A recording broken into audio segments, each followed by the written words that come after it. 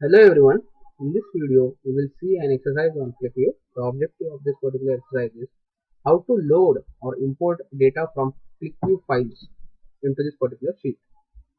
So I will press Ctrl E, or else you can go over here in the file menu, go to this particular edit script option.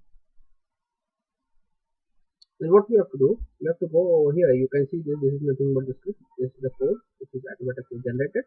This is by default, and we have to go over here on this particular QlikView file. We have to click on this QlikView file. Now it will ask us to select the file whichever we want from this particular folder. So if suppose I want a file name as this particular QlikView underscore exercise underscore 29. So I click on this, click on open, and click on OK. So you can see over here that the code is not there. The different type of code is being generated over here. So this is generated by 2 times.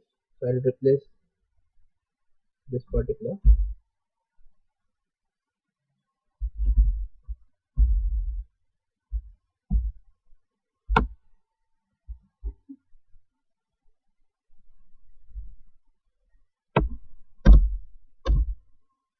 Yeah. I'll click on OK. I'll go to this particular bar and I click on reload. As soon as I click on reload, it is going to reload this particular data. And whenever I want to see that particular data, whatever data was there in that QlikView file, that was QlikView underscore exercise underscore 29. So if I want to see this, how you can see this?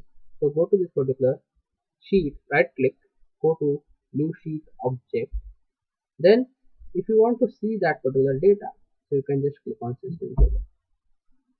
Yeah.